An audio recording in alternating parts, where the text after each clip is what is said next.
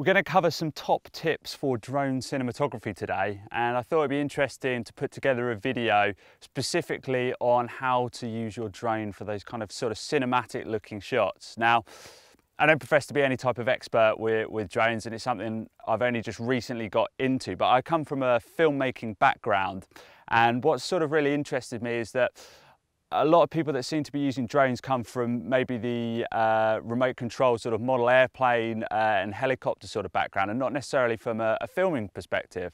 So I thought what would be useful is to break it down into some top tips that will cover some areas of cinematography that you can incorporate into your filmmaking and into making films, specifically using drones to make the most of your footage. So we're up here today and we've got the DJI Phantom 3 with us. Fantastic drone. I thoroughly enjoyed using this, only just really scratched the surface of it. Now what I'm not going to go into today is things like camera settings and stuff like that. There's plenty of other videos about camera settings, flying your drone, taking off, landing, all that sort of stuff. What we're looking at specifically is sort of cinematography techniques and using your drone and the camera on your drone to achieve some really sort of stunning aerial visuals. The first tip that we're going to look at is deciding what time of day to shoot at.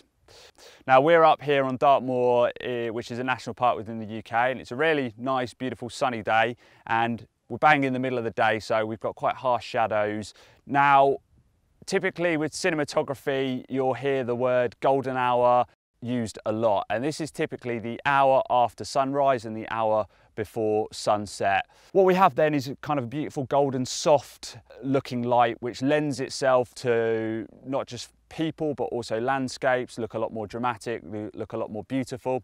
Now that's not to say that you can't shoot at other times of the day, but typically shooting in the middle of the day, especially if it's a bright sunny day with very little cloud cover, can lead to a very flat looking light, and sometimes you're not going to get the best looking shot. So definitely consider what time of day that you're going to shoot at. So the next tip is about showing your subject within the frame.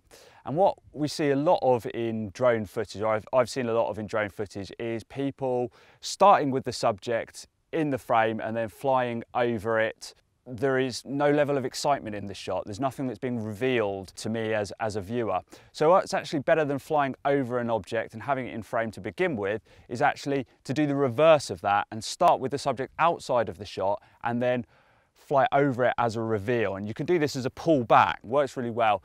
Gives your audience something to look at and gives them a level of anticipation of what's going to appear in the shot. Very simple technique to use, but very effective.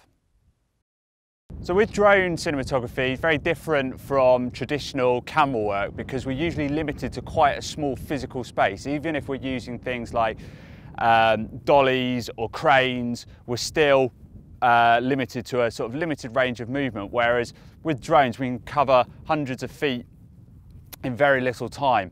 So what's really important to do is to really look at your environment and try and look at it on a large scale and work out what your movements are going to be before you shoot it. Now we're actually at a location here where we've got what's called a tor, a small hill in the background.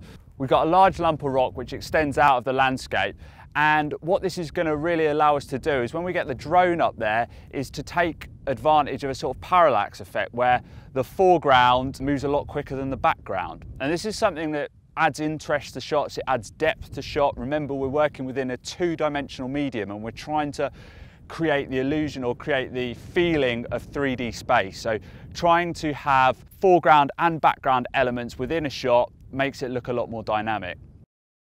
Don't just feel you have to use drones for everything, okay? You can combine them with other types of shots, so locked off shots or off a tripod. Using drones not just as a drone but also as other movie making tools is a really good way of making it look even more cinematic. It's also a good way of taking away from the fact that it's a drone. It doesn't always have to be aerial, it doesn't always have to be miles high. Actually what you can find is closer to the ground can be a more effective type of shot. We can use them as dolly shots or as crane shots and jib shots, and what they allow you to do, because they're obviously not connected to anything, is achieve really long versions of that. And actually even with the Phantom 3 that we're using, that has got a gimbal system in. So I'll actually hold that in my hands with the motors off, of course, and use that as a mini gimbal. So we're going to use this area here to try and pull off a little shot with not just foreground and background, but also using different types of shot. And then when we get to the editing suite, we can cut all those shots together and hopefully we'll have a really kind of effective mini sequence there.